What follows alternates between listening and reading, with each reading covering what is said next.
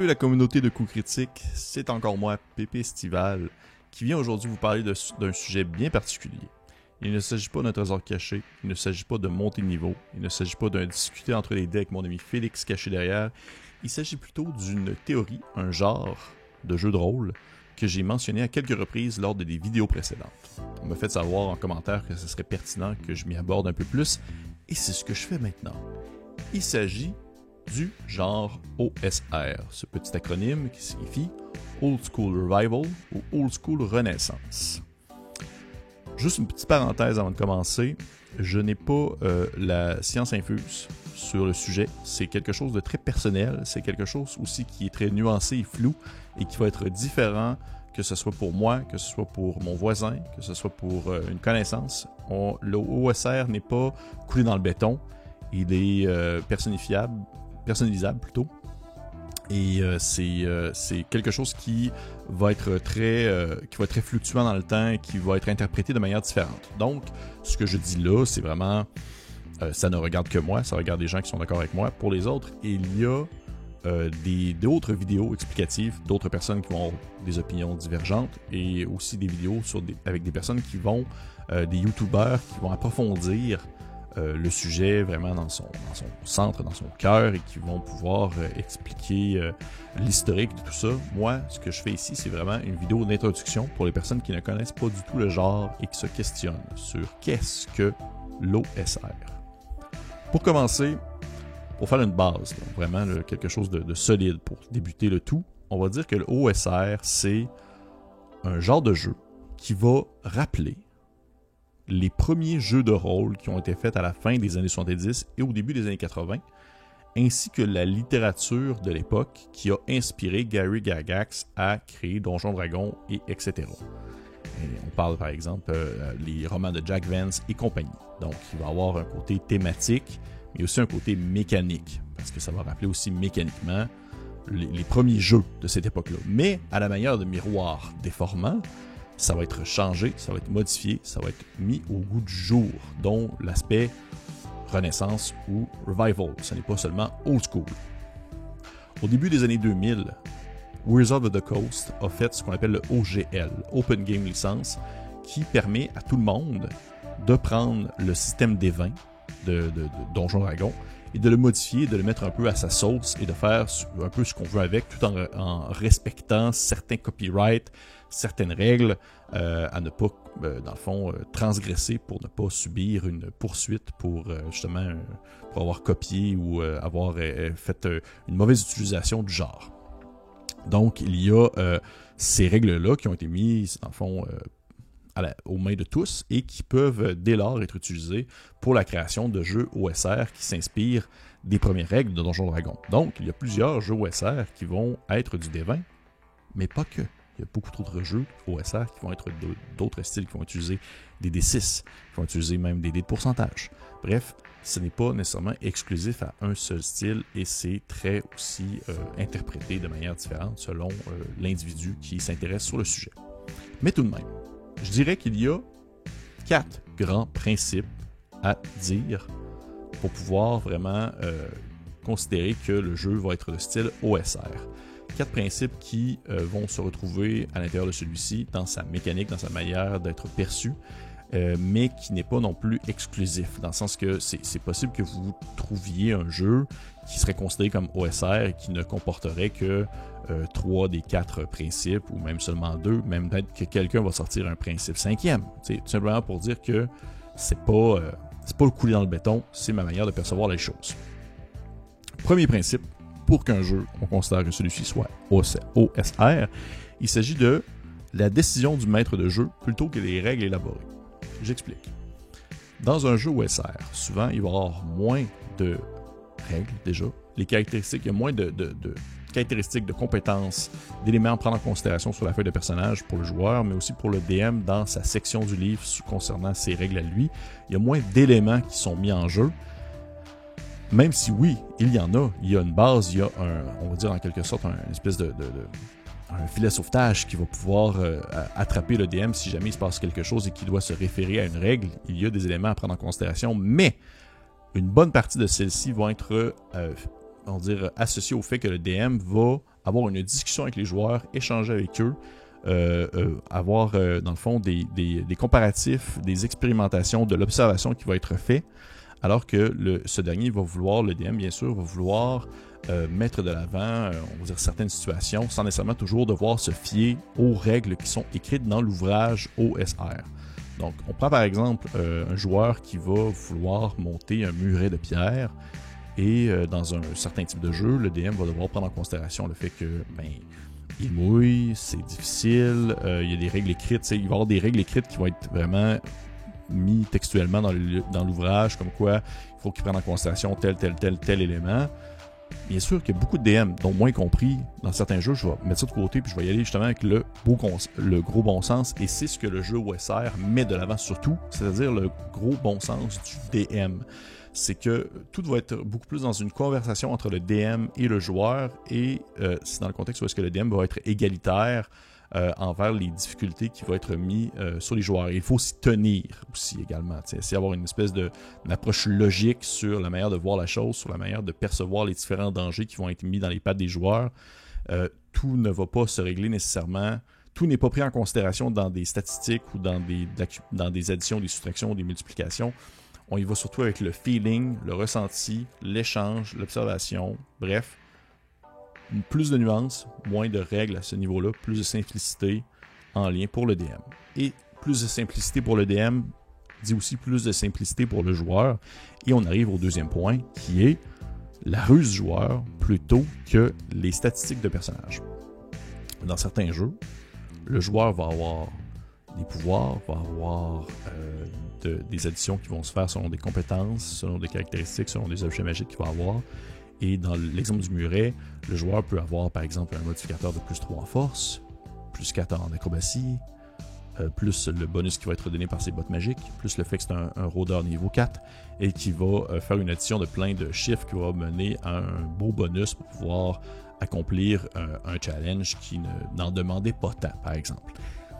Et bien dans un jeu OSR, comme je l'ai mentionné, moins d'éléments à prendre en considération sur la feuille de personnage, ainsi on demande beaucoup plus aux joueurs de discuter avec le DM, d'échanger sur la résolution du problème, c'est-à-dire le muret, plutôt que de se fier à ses caractéristiques, que de se fier à ses statistiques et à ses capacités magiques. Ainsi, le joueur va plus discuter, essayer de trouver une solution, décrire un peu comment est-ce qu'il pourrait s'y prendre pour monter le muret, trouver une faille dans les roches où placer ses doigts, accrocher une corde à sa taille et l'accrocher après des morceaux de rocher, dans le fond, des excroissances rocheuses qui sortiraient du mur pour pouvoir être sûr de ne pas tomber, etc. Donc, le but, c'est de pouvoir mettre de l'avant, si on veut, une certaine ruse, une certaine résolution de problème qui va se faire par le dialogue. Et si jamais ça ne fonctionne pas, eh bien toujours, il y a le filet de sauvetage, qui sont les règles, qui sont le jet de dés qui peut être demandé à ce moment-là, parce que, au final, le DM, dans son travail, il ne va pas non plus être trop exigeant envers un joueur qui a des capacités ou une certaine limitation concernant sa réflexion, sa résolution de problèmes ou un manque d'imagination. Le DM ne va pas, dans le fond, profiter de cet élément-là pour pouvoir essayer de lui couper l'herbe sous le pied ou de le faire échouer son jet. Parce que, veut pas, il y a justement le côté égalitaire, il y a les règles pour pouvoir résoudre un problème si, admettons, on se rend compte que le joueur a un peu de difficulté, pas trop été convaincant dans ses choix ou dans le fond dans sa description. Donc, on peut lancer le dé et ainsi laisser, si on veut, le destin entre les mains de la capacité mécanique et statistique du personnage, par exemple. Fait que c'est pour ça que tout va fonctionner beaucoup plus sur l'échange. Et ça enlève, je trouve, ces deux éléments-là, ces deux premiers principes-là, ça enlève un certain segment, je dirais, compétitif. Dans le sens que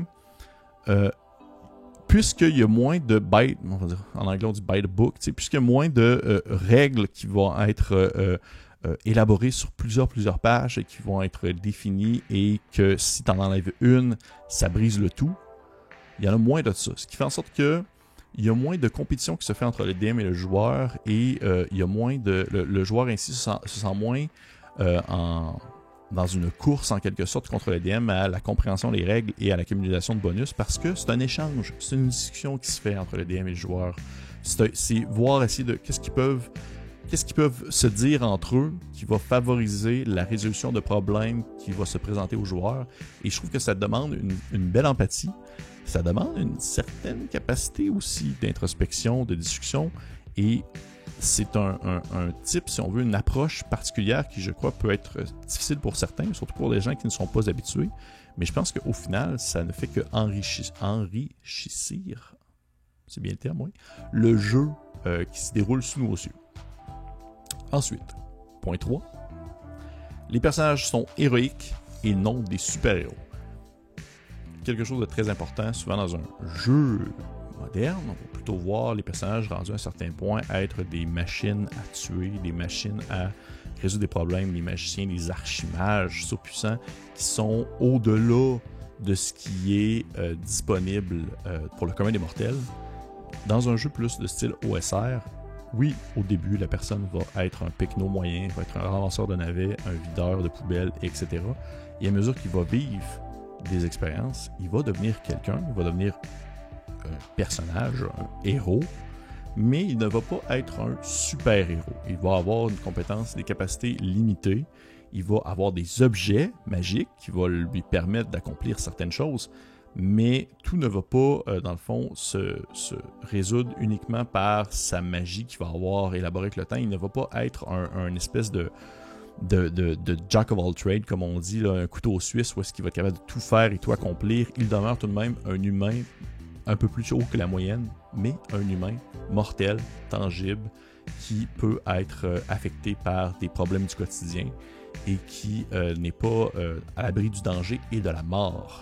Et ça arrive à mon 4e point, pour faire un pont entre les deux, c'est-à-dire des situations réalistes plutôt que équilibrées.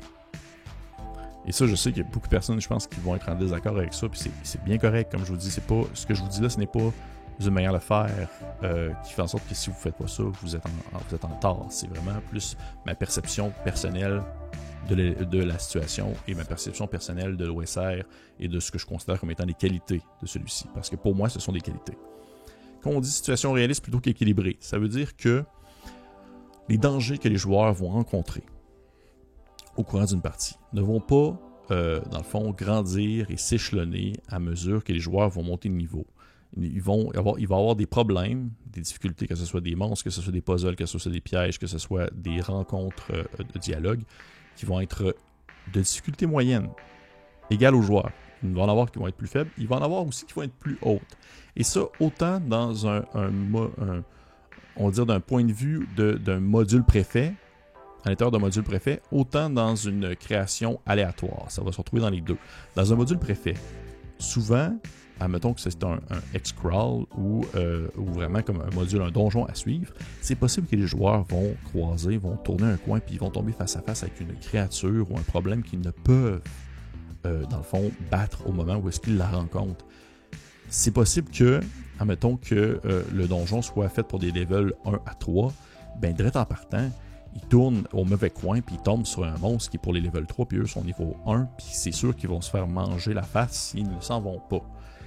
Eh bien, dans le fond, ça veut montrer qu'il n'y a pas que la réussite, mais il y a aussi, dans le fond, on va dire, non, c'est pas vrai, je vais me reprendre ma phrase, il n'y a pas que de l'échec.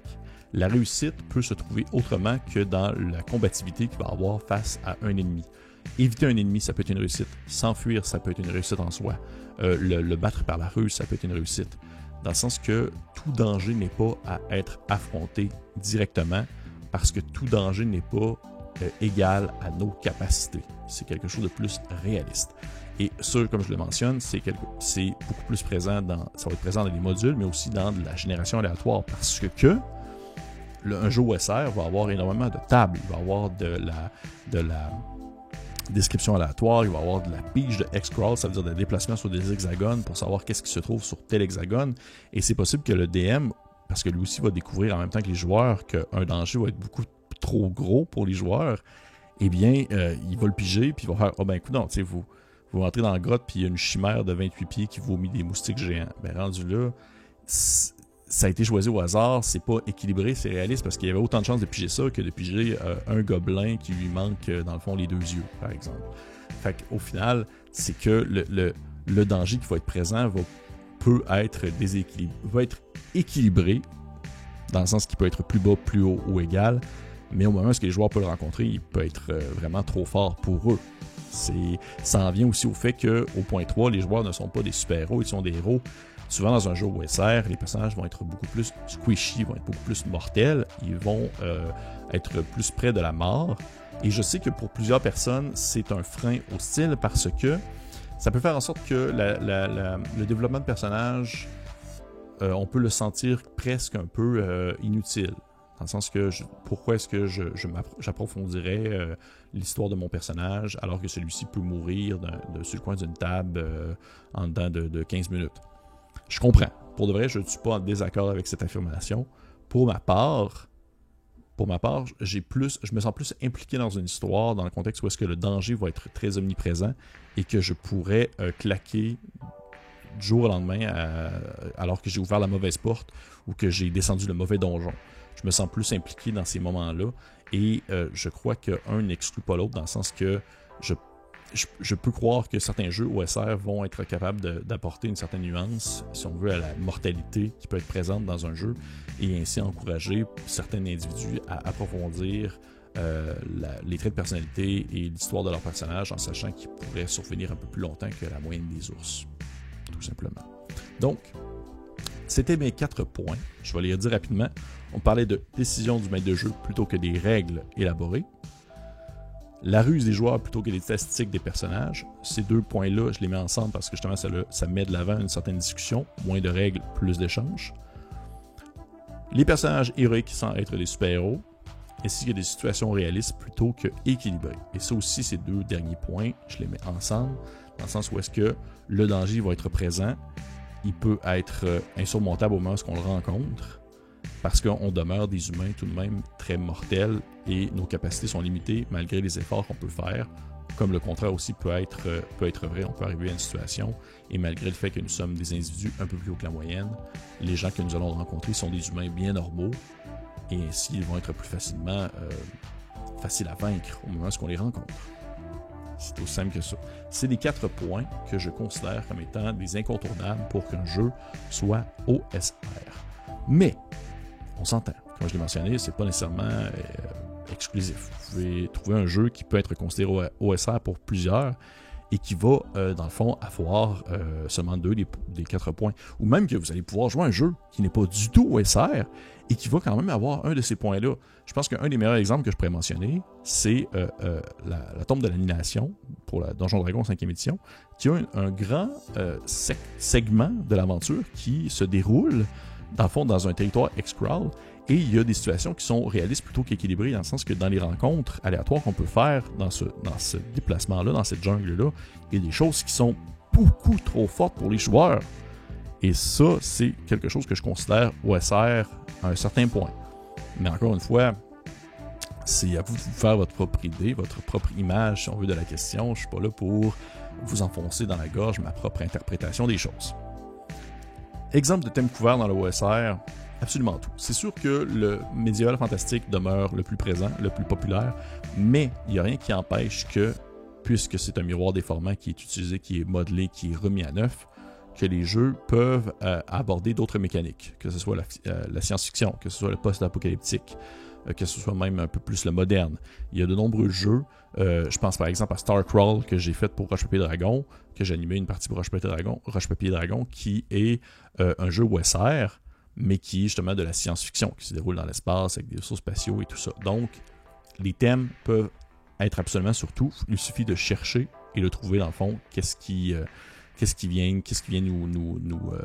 nous atteindre en termes de thématique, en termes de ressenti.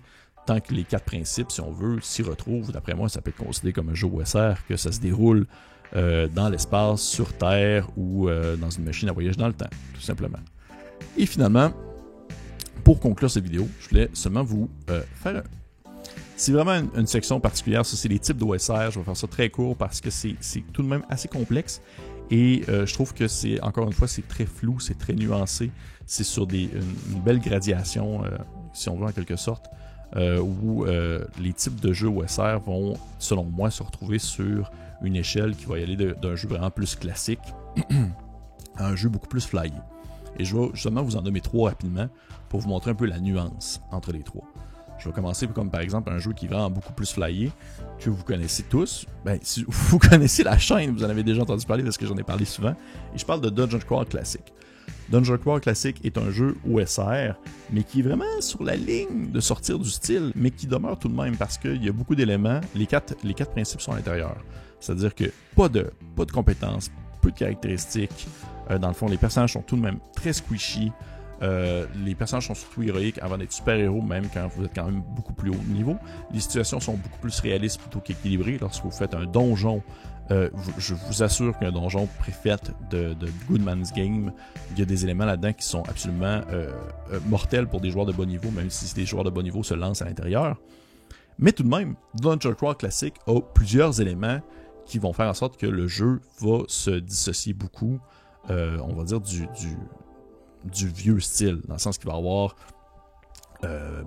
je pense par exemple au Mighty Deeds du guerrier. Le guerrier peut faire des choses que dans un vieux jeu, le fonctionnement des sorts, le fonctionnement de l'entonnoir avec les plusieurs personnages de niveau 0, bref, des éléments qui font en sorte que ce n'est pas le plus typique du style.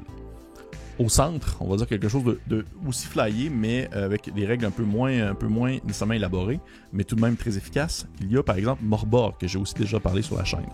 Morborg est selon moi un jeu OSR qui va très respecter les 4 principes, qui va respecter beaucoup les 4 principes, qui va avoir certains éléments qui vont être flyés un peu à la Dungeon Crawl classique, que ce soit par exemple des règles optionnelles ou même le fonctionnement de certains systèmes magiques, certains donjons, etc.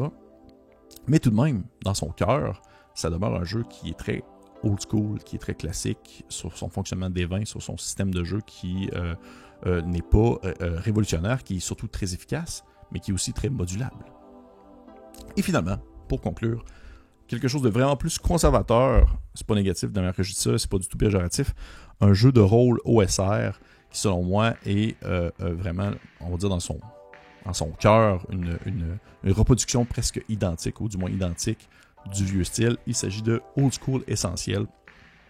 Super jeu que j'ai pas encore abordé sur la chaîne, fait par Necrotic Gnome. Old School Essentiel, c'est vraiment, dans le fond, une reprise des règles. Pour vrai, c'est la même chose. Une reprise des règles du BX Expert, un des premiers versions, on va dire, règles disponibles sur le marché dans les années justement 70-80. C'est une reprise de ces règles-là. C'est exactement la même chose.